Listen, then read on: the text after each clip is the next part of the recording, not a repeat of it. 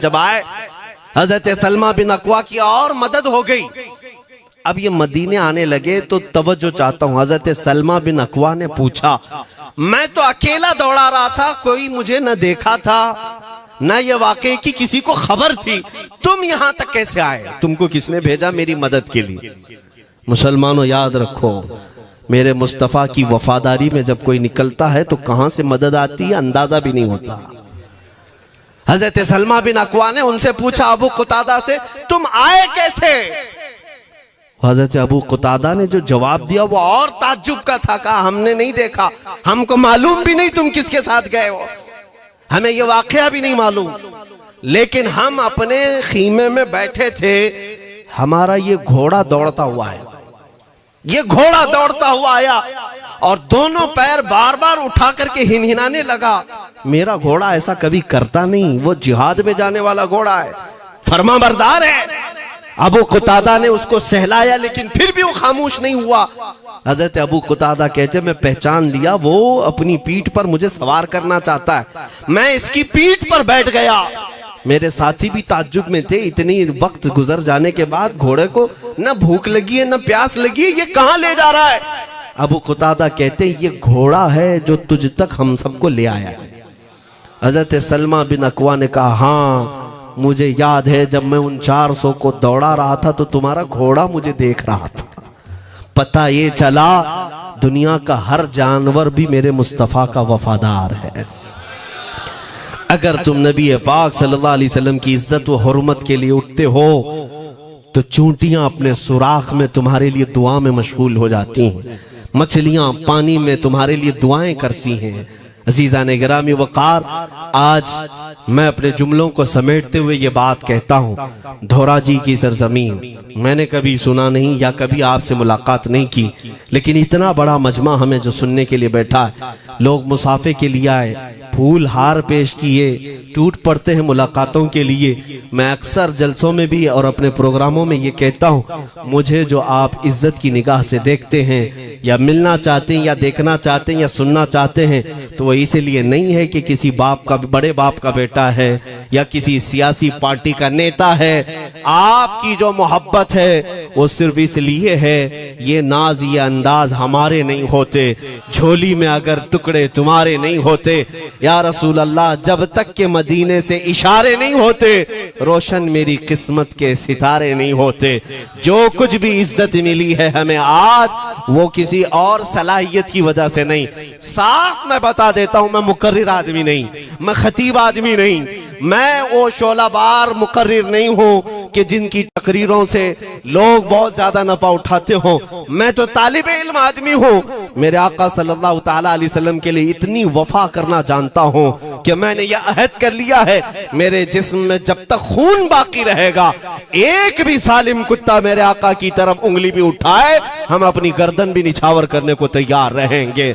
मेरे आका सल्लल्लाहु ताला अलैहि वसल्लम के लिए कुर्बानी का जज्बा है, इसलिए मेरे आका ने ये इज्जत अता की है। फिर मुझे ये कहने का हक भी है, जब तक बिके न थे तो कोई पूछता न था, या रसूल अल्लाह तुमने खरीद कर हमें अनमोल कर दिया।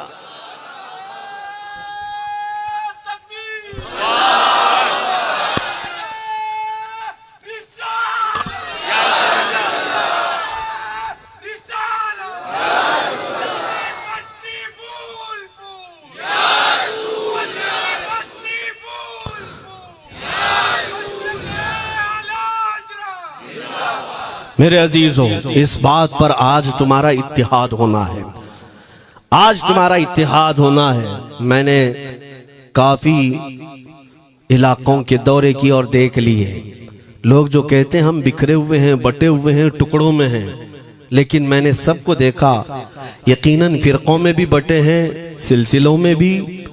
हालांकि सिलसिलों में इख्तिलाफ होना नहीं चाहिए, जो सलासिल हक्का हैं वो सब मदीने तैयबा की नहरें हैं, इख्तिलाफात नहीं, लेकिन उसके बावजूद बटे हुए लोग हैं, एक दूसरे से मुसाफा नहीं करना चाहते, एक दूसरे के पीछे नमाजें नहीं पढ़ना चाहते, जो खाली सुन्नी होकर भी, ईमान वाले होकर के भी। मैं बहुतों से ये शिकायतें सुना कि हम में बहुत सारे इख्तिलाफात हैं, लेकिन इसका हल तकरीरें हैं, तहरीरें हैं, लोगों को समझाना है, इस्लाह करना है, सब करके देख लिया। लेकिन एक बात मैंने खुद प्रैक्टिकल देख लिया कि 1000 टुकड़ों में क्यों न बटे हों, लेकिन मेरे मुस्तफ़ा का नाम आ जाए तो हर कोई मुत्तहिद नजर आता है। ये हमने देख लिया है, ये हमने देख लिया है।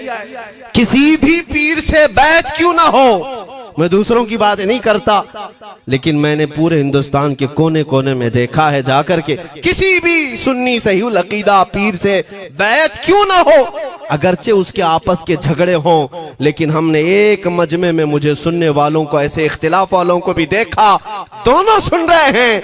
लेकिन जब हमने पूछा मेरे मुस्तफ़ा करीम की इज्जत पर बात आए तो तुम में से कौन खड़ा हो सकता है, हर इख्तिलाफ रखने वाला भी ये कहता है या रसूल अल्लाह, ये जिस्म भी तुम्हारा, ये जान भी तुम्हारी, करूं तेरे नाम पे जां फिदा, न बस एक जां दो जहां फिदा, दो जहां से भी नहीं जी भरा, करूं क्या करोड़ों जहां नहीं। ये हर एक का नारा है।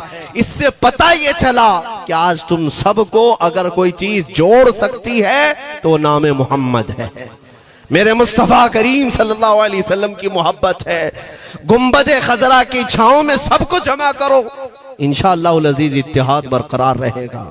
असल की तरफ नजर रखो, बादशाह की तरफ नजर रखो। बाकी जितने वली हैं, जितने पीर हैं, सब वजीर हैं, सब वजीर हैं। बादशाह सिर्फ मेरा मुस्तफ़ा है। नबी पाक सल्लल्लाहु ताला अलैहि वसल्लम को हम शहंशाह तस्लीम करते हैं। लिहाजा अगर बादशाह की तरफ नजर होगी तो तुम्हें शैतान ये इस तरह की लड़ाइयों में नहीं रखेगा, वो कामयाब नहीं हो सकेगा। तुम सबका मिशन अगर मेरे मुस्तफ़ा की इज्जत और उनकी नामूस हो जाए, हुजूर अकरम सल्लल्लाहु ताला अलैहि वसल्लम की तरफ हमने देखा है बड़े बड़े इख्तिलाफात खत्म हो जाते हैं। हजरत अबू ज़र ग़िफ़ारी, हजरत बिलाल हबशी, दोनों में झगड़ा हो गया था, तकरार हुई। हजरत अबू ज़र ग़िफ़ारी ने सिर्फ हजरत बिलाल को गुस्से में आकर कहा, काली औरत के बेटे, या इब्न उम्मी सौदा। ये तकरार में हो जाता है। हजरत बिलाल को ये बात लग गई, थे तो काले, लेकिन सहाबी ने कहा था काली औरत के बेटे। हुजूर के पास जाकर अर्ज किया, या रसूल अल्लाह, अबू ज़र ने मुझे आज यूं कहा, अबू ज़र ने मुझे आज यूं कहा, काली औरत के बेटे। मेरे आका सल्लल्लाहु अलैहि वसल्लम को जला लाया, बाहर आए, बुलाया, अबू ज़र कहाँ है? आए। हुजूर पाक ने उनको मुखातिब करके सिर्फ इतना फरमाया, अफीकल जाहिलिया, अभी तक तुम्हारे अंदर पुरानी जाहिलियत बाकी है? 3 बार पूछा और उसके बाद मेरे आका चले गए, कुछ नहीं फरमाया। पुराने जमाने की काफिरों की जाहिलियत अभी बाकी है, जो माँ के नाम से लोगों को गालियां देते या पुकारते थे। हजरत अबू ज़र ग़िफ़ारी को इतनी बात लग गई कि मेरे आका मुझसे रूठ गए, मेरे आका के दिल पर यह बात लग गई। तो उन्होंने ये नहीं किया कि देखा जाएगा बाद में क्या होगा, नहीं, सीधे मस्जिद नबवी में हजरत बिलाल को ढूंढने के लिए आए। कहाँ है? हजरत बिलाल मिल गए तो उनका हाथ पकड़ करके लाए। अबू ज़र ग़िफ़ारी जमीन पर लेट गए, सो गए। कहा है बिलाल, मुझे माफ कर दे, मैंने तुझे सख्त जुमला कहा, मुझे माफ कर दे। हजरत बिलाल ने कहा, ठीक है, मैंने माफ कर दिया, हो गई बात। लेकिन हजरत अबू ज़र ग़िफ़ारी ने कहा, नहीं, मेरा दिल इस पर सुकून नहीं मानेगा। एक काम करो ए बिलाल, तुम अपना ये पैर मेरे चेहरे पर रगड़ो, ये तुम्हारा तलवा जिसको मैंने काला कहा था, उसी तलवे से मेरे चेहरे पर तुम रगड़ो, ताकि मुझे मेरी हैसियत पता चल जाए। हजरत बिलाल क्या उनकी बात पर अपना पांव उनके चेहरे पर रगड़ देते? दोनों हाथों से उनको जमीन पर उठाया और सीने से सीना लगाया। कहा है अबू ज़र, कैसी बात करते हो? जिस आका के तुम गुलाम हो, उसी आका का मैं भी गुलाम। मैंने ये तारीख में पढ़ा है, अगर सख्तियों को कोई चीज जोड़ सकती है तो वो मेरे आका की मोहब्बत है और मुस्तफा करीम की मोहब्बत है। तुम्हारे सीने चौड़ा कर देगी, तुम्हारा दिल कुशादा कर देगी, तुम अपनों को एक्सेप्ट करने लग जाओगे अपने नबी की निस्बत पर। हाँ, एक बात याद रखें, मैं ये सिर्फ मेरे आका की निस्बत वालों के लिए कह रहा हूं। बाकी हमारा अकीदा तो ये है, नबी से हो जो बेगाना, उसे दिल से जुदा कर दे। पिदर मादर बिरादर जानो माल उन पर फिदा कर दे, हम उसको मानते ही नहीं, चाहे बाप हो कि माँ हो, जो मेरे नबी को नहीं जानता, जो मेरे आका की अजमत को नहीं पहचानता। मैं उनके बारे में नहीं कहता। हाँ, हमारे एक उस्ताद बुजुर्ग उन्होंने फरमाया था कि बेटा बात करने का लहजा नरम रखना हमेशा। बहुत सारे लोग हमारी तकरीरों को अभी अभी जो सुनते हैं वो कहते हैं बहुत कड़क बोलते हैं, सख्त बोलते हैं। मेरे अजीजों, पिछले 15 साल से करते हैं हम तकरीरें, अखलाकियात पर, तसव्वुफ पर बहुत सारे नरम अंदाज में गुफ्तगू करने के हम आदी थे। वो सब नहीं देखते, लेकिन जहां हम थोड़ा सा चीखते हैं या गरज के साथ बोलते हैं, वो बहुत जल्दी किसी को लगती है और कहते हैं आप बहुत कड़क लहजे में कहते हो। 90% हमने नरम लहजे में बात किया है, लोगों को अखलाकियात सिखाया है। चोरी, जिना, डकैती, सूद, शराब, इन सब की मजम्मत पर बयानात हमने रिकॉर्ड किए। वो सब नजर नहीं आता, लेकिन सख्त जुमले बहुत जल्दी नजर आते हैं। लेकिन ये मैं क्यों करता हूं वो भी आपको बता दूं। हमारे एक बुजुर्ग उस्ताद ने फरमाया, कहा कि बेटा नरम गुफ्तगू करने की आदत रखना, इसलिए कि मेरे आका सल्लल्लाहु अलैहि वसल्लम की सुन्नत है नरमी से कलाम करना। लेकिन एक बात याद रखना, जिंदगी भर नरमी से बात करो, लेकिन मुस्तफा करीम सल्लल्लाहु अलैहि वसल्लम की एहानत या दुश्मनी किसी में देखो तो फिर न तुम्हारी जुबान मीठी होनी चाहिए, न दिल नरम होना चाहिए, न दिमाग ठंडा होना चाहिए। हाँ, ये ईमान का तकाजा है। हम जो सख्त बात करते हैं, लोगों को ऐसा लगता है कि इतना कड़क नहीं बोलना चाहिए। तुम्हें पता भी नहीं हजरत उमर फारूक कितना बोलते थे। हाँ, उमैर बिन वहब एक शख्स था जो हुजूर के कत्ल का इरादा करके आया था मक्का से। सफवान नाम का एक और शख्स, उमैर नाम के 2 लोग हतीम काबा में बैठकर मीटिंग करके आए, क्योंकि सफवान का बाप जंग बदर में मारा गया था, उमैर का बेटा जंग में कैदी होकर हुजूर के पास कैद था। दोनों का प्रॉब्लम सेम था। दोनों लोग हतीम काबा में बैठ करके फैसला करते हैं। सफवान ने कहा मैं तुझे बहुत पैसे दूंगा, एक तलवार को जहर में बुझा कर जाओ मदीने और मोहम्मद का कत्ल करके आओ सल्लल्लाहु अलैहि वसल्लम। उमैर बिन वहब तलवार छुपा करके मदीने आया, लेकिन जिस वक्त वो आया, हजरत उमर फारूक चंद सहाबा के साथ मस्जिद नबवी के बाहर खड़े थे। देखते ही उसकी गर्दन में जो है ये गमछा डाला, रुमाल, और कहा खुदू हादल कल, पकड़ो इस कुत्ते को। ये हजरत उमर की जुबान से निकले, कहते हैं पकड़ो इस कुत्ते को। यही वो है जो बद्र के अंदर, मैदान बद्र में मक्का वालों को भड़का रहा था जंग पर हुजूर के खिलाफ। यहाँ मदीने में आया है, पकड़ो इसको। हजरत उमर बाहर ही सब कर देते, लेकिन कहा कि मैं हुजूर से पूछ के आता हूँ इसका करना क्या है। मेरे आका के पास गए, कहा या रसूल अल्लाह, शैतान कुरैश आया है, कुरैश का शैतान आया है उमैर बिन वहब, और मुझे लगता है वो बुरी नीयत से आया है। हजरत उमर पहले ही भांप रहे हैं, मुझे लगता है वो बुरी नीयत से आया है, क्या करना है आप हुक्म फरमाए। मेरे आका ने फरमाया उमर उसको अंदर ले आओ। उमैर बिन वहब को वैसी गर्दन में वो गमछा डाल के घुमा के अंदर ले आए मस्जिद नबवी में। हुजूर ने पूछा, हजरत उमर से कहा छोड़ दो उसको। जब अंदर आया तो पूछा हुजूर ने क्यों आए उमैर। अब वो झूठ बोलने लगा, कहा मेरा बेटा आपके पास कैदी है, खैर खैरियत पूछने के लिए आया, और क्या है। मेरे आका ने फरमाया सच सच बताओ क्यों आए हो। उसने फिर कहा मैं अपने बेटे की खैरियत मालूम करने आया हूं, और क्यों आया हूं।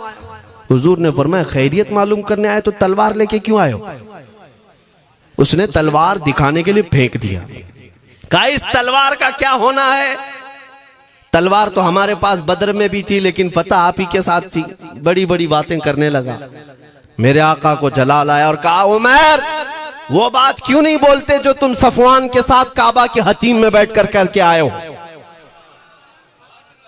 मदीने में बैठा रसूल खाने काबा में होने वाली गुफ्तगू को सुन रहा है। दूरो नजदीक के सुनने वाले वो काने लाले करामत पे लाखों सलाम। ये हदीस मौजूद है, सही हदीस है। इसी हदीस के तर्जुमानी करते हुए हम तो ये अकीदा रख ही सकते हैं ना, हम यहाँ से पुकारें वो वहां से सुने, मुस्तफा की समाअत पे। हाँ, ये अकीदा बरेली वाले का जो है वो अपने पेट का अकीदा नहीं, ये सहाबा का अकीदा है। मेरे अजीजों, जब मेरे आका ने फरमाया वो बात बताओ जो हतीम काबा में करके आए हो, अब थर थर थर कांपने लग गया। इससे इस रसूल से क्या छुपाएं जो हतीम काबा में तन्हाई में होने वाली मीटिंग को भी जानता हो। कहा अब मैं क्या बताऊं जब आपको सब मालूम है। अब मैं जो कहना चाहता हूं वो ये है, अशहदु अन्नका मुहम्मदन रसूलुल्लाह, मैं गवाही देता हूं कि आप मोहम्मद अल्लाह के रसूल हैं सल्लल्लाहु अलैहि वसल्लम। ईमान ले आए। अब सुनिए मेरे अजीजों, ईमान लाने के बाद हुजूर पाक सल्लल्लाहु अलैहि वसल्लम ने तलकीन फरमाई कि अब इस्लाम पर कायम रहो, ईमान पर बरकरार रहो। कत्ल करने के लिए आया, मेरे मुस्तफ़ा का गुलाम बन गया। अब उसके बाद हजरत उमर क्या कहते हैं, हजरत उमर जो गमछा गले में डाल के अंदर लाए थे, अब गले में हाथ डालकर बाहर ले जाते हैं।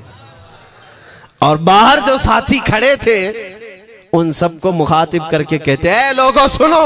हजरत उमर के अल्फाज सुने, कहते हैं थोड़ी देर पहले ये जो शख्स तुम देख रहे हो, मुझे खिंजीर इससे अच्छा लगता था। अल्लाह, ये लफ्ज भी है, वल्लाही इन्नी लअहब्बु खिंजीरन मिन हाज़ा। कहते हैं कि इससे बेहतर मैं खिंजीर को समझता था क्योंकि ये दुश्मन रसूल था। लेकिन अब सुनो ऐ लोगों, अब मेरे सगे बेटे से ज्यादा मुझको ये अजीज है, इसलिए कि मेरे आका का गुलाम। यही ईमान है, यही ईमान है। अजीजान गिरामी, खुलासा कलाम मेरी बात का यही है, मोहम्मद की मोहब्बत दीन हक की शर्त अव्वल है। इसी में हो अगर खामी तो सब कुछ नामुकम्मल है।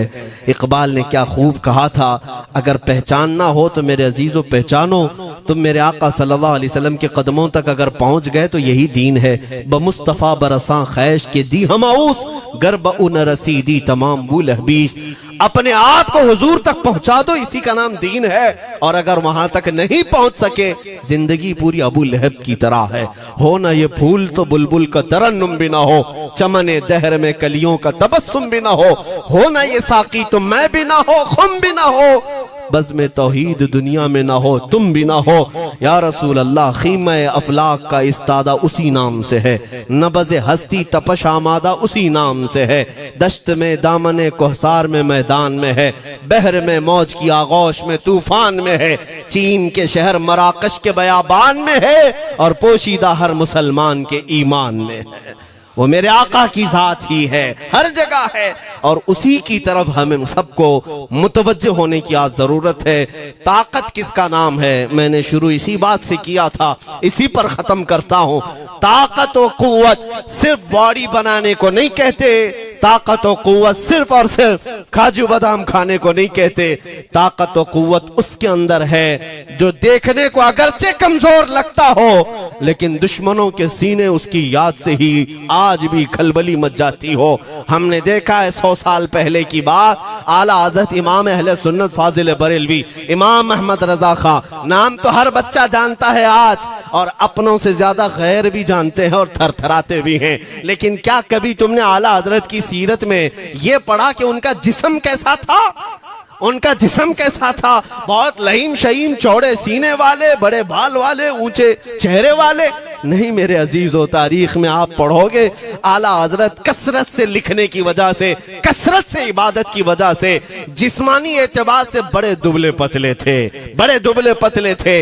लोग देखने वालों ने यह कहा है जिस्मानी साख्त ऐसी नहीं थी कि कोई पहलवान नजर आता हो, दुबले पतले थे, नहीफ थे, देखने में कमजोर लगते थे।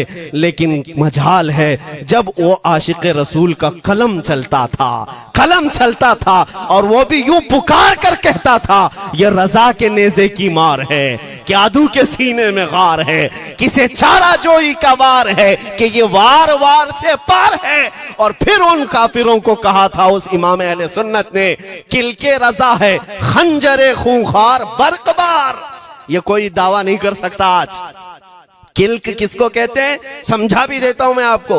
किल्के रजा, आला हज़रत अपने कलम को कह रहे हैं, किल्क मतलब कलम, रजा का कलम कैसा है? खंजरे खूनखार बरकबार, यानी खून पीने वाला खंजर और चमक पैदा करने वाली जो बिजली होती है। आला हज़रत बड़े नरम दिल भी थे, रहम दिल भी थे, अपनों को जब नवाजते थे तो बेहिसाब नवाजते थे।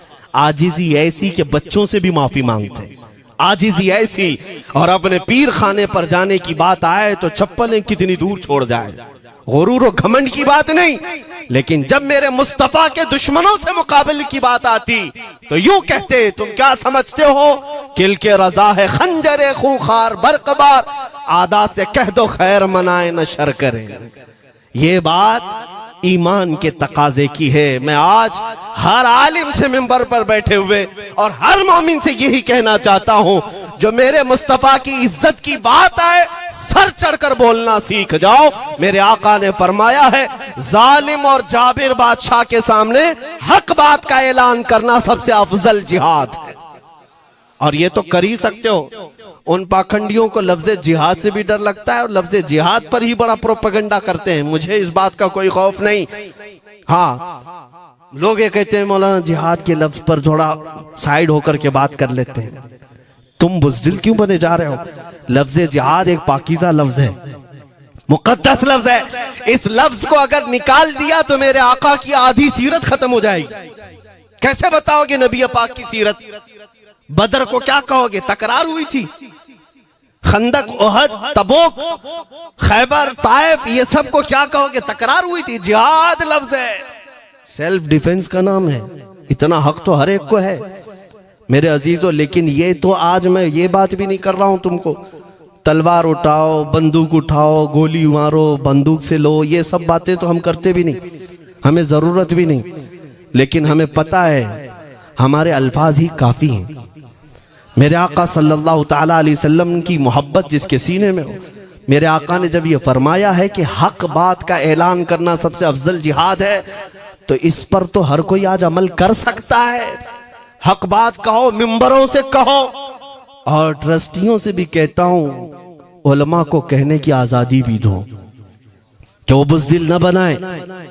खौफ न रख रजा जरा, तू तो है अब्दे मुस्तफा। एक बात समझ करके चले, हम मुल्क के खिलाफ, कानून के खिलाफ नहीं बोलना चाहते। मुल्क हमारा भी है, देश हमारा भी है, और यहाँ के कवानीन जिस पर हम अमल कर रहे हैं, खुशी से अमल कर रहे हैं। लेकिन इन जालिमों ने क्या बना दिया है, इनके नजदीक देश पूरा मोदी है।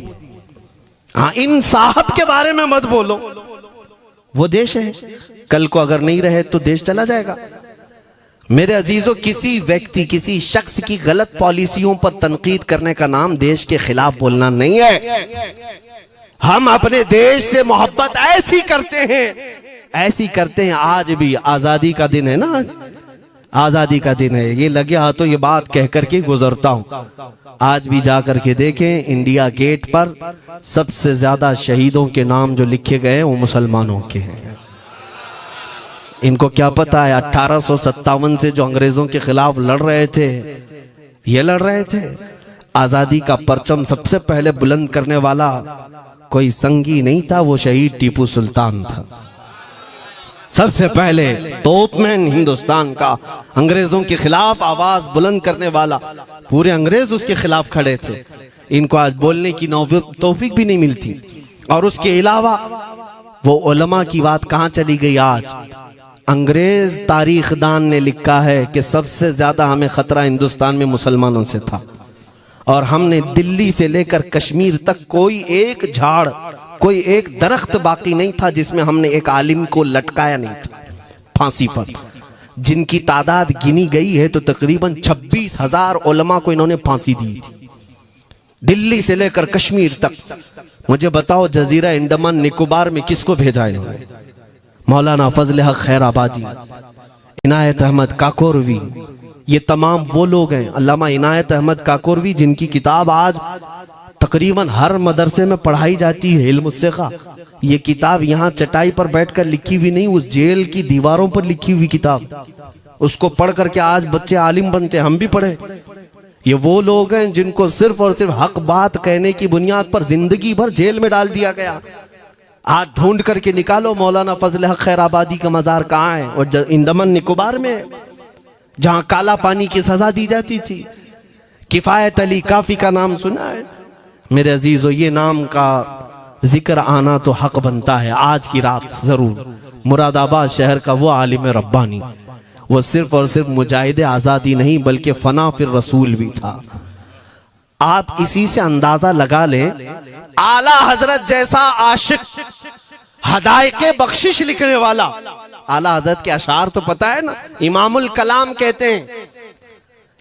आला हजरत की नातों को इमामुल कलाम कहते हैं। सारे कलामों का इमाम आला हजरत की नाते हैं। पढ़ करके देख लो, वजद आ जाए हुजूर की नाते। लेकिन उस आला हजरत से पूछा गया, आप किसकी नाते पसंद करते हैं?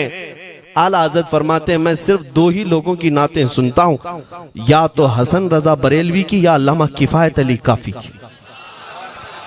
आला हजरत जिसकी नाते सुनते हो, इसी से अंदाजा कर सकते हो किफायत अली काफी कौन थे। मैं अक्सर जगहों पर इनका तस्करा करता हूं ताकि बच्चों के जहनों में ये बात मुंतकिल हो जाए। अब मैं आपको बताऊं, उनकी जुबान में अल्लाह ने वो ताकत दी थी कि वो जब इश्क़ रसूल पर बोलते थे तो हजारों का मजमा रोने लगता था, उनकी तरफ आ जाते। और अंग्रेजों को ये बात कतान पसंद नहीं थी। उन्हें कई तरह से गिरफ्तार करने की कोशिश की गई। आखिरकार एक मुनाफिक के जरिए से मौलाना किफायत अली काफी को गिरफ्तार करने के लिए अंग्रेज आए। कितने जानते हैं? 3000 लोग आए एक आलिम को गिरफ्तार करने। हमेशा कुत्ते झुंड में ही आते हैं। हाँ, मॉब लिंचिंग भी जो है ना, कुत्ते झुंड में ही करते हैं।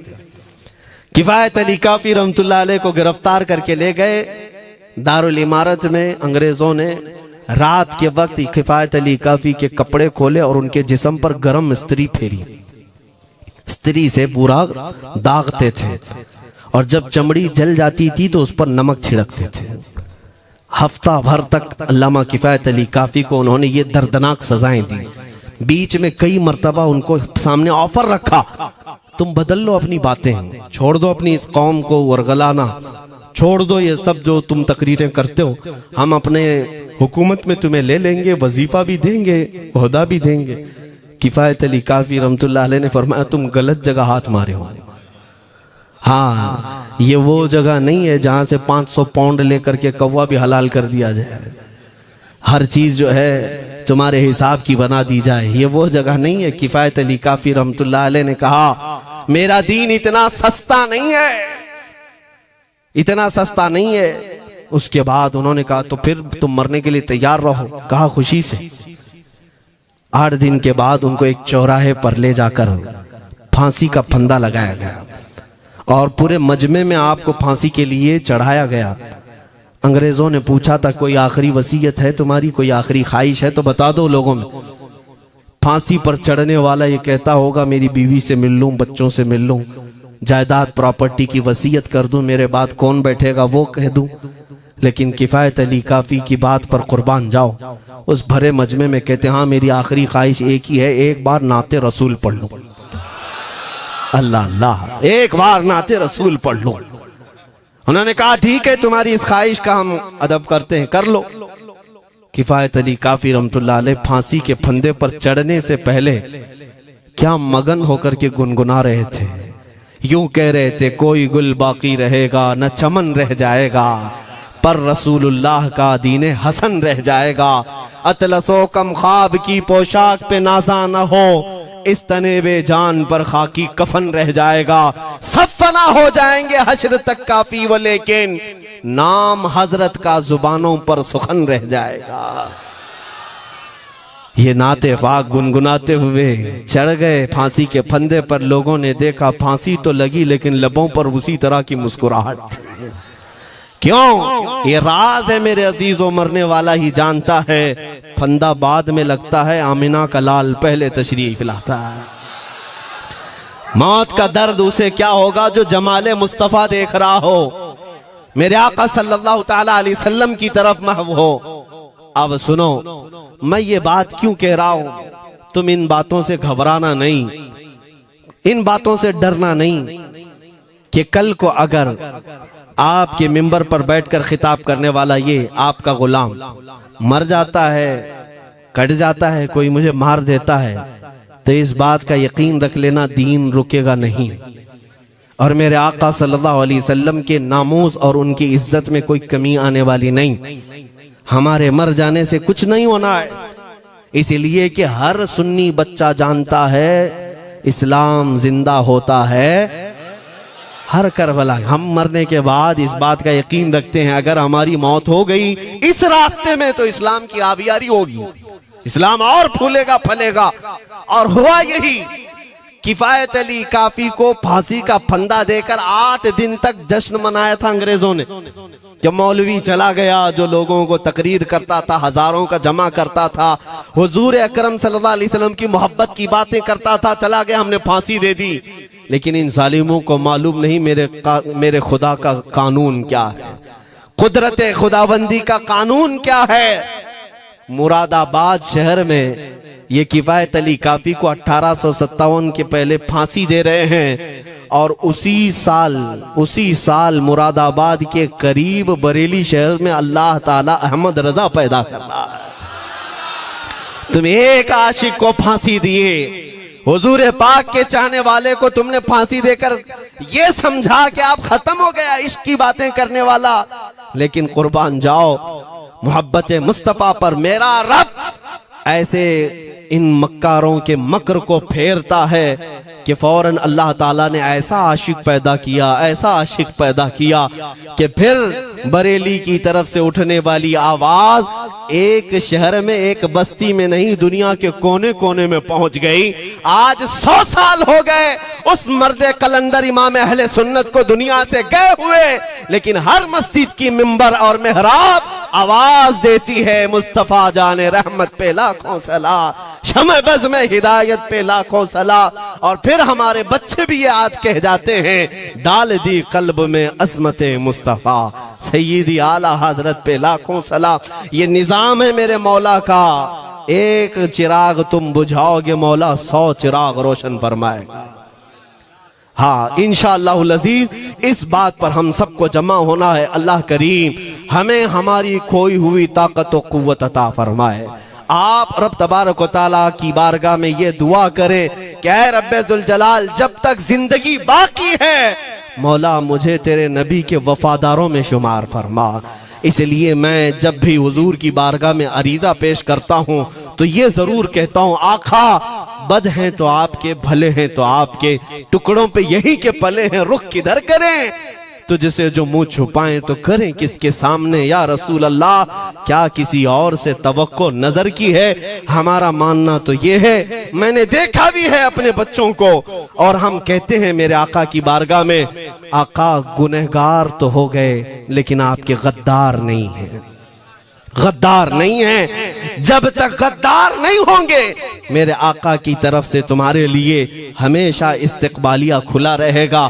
आओ मेरे अजीजों, इस बात पर मैं गुफ्तगू को खत्म करता हूँ आज के इस उर्स मुबारका में। और आज आजादी की ये रात है, हम बारगाह मुस्तफा में अरीजा पेश करते हैं, या रसूल अल्लाह, आपको इस वतन से बूए वफा आई थी, मेरे आका इस वतन की तरफ नजरे करम फरमा दे। क़यामत तक आने वाली हमारी नस्लों में मेरे आका सिर्फ आपके आशिक ही पैदा हो, कोई गद्दार ना पैदा हो। हमारी दुआ यही है मेरे आका, मैं मुजरिम हूँ आका, मुझे साथ ले लो कि रस्ते में हैं जा बजा थाने वाले, चमक तुझसे पाते हैं सब पाने वाले, मेरा दिल भी चमका दे चमकाने वाले। व आखिरु दावाना अनिल हम्दुलिल्लाहि रब्बिल आलमीन।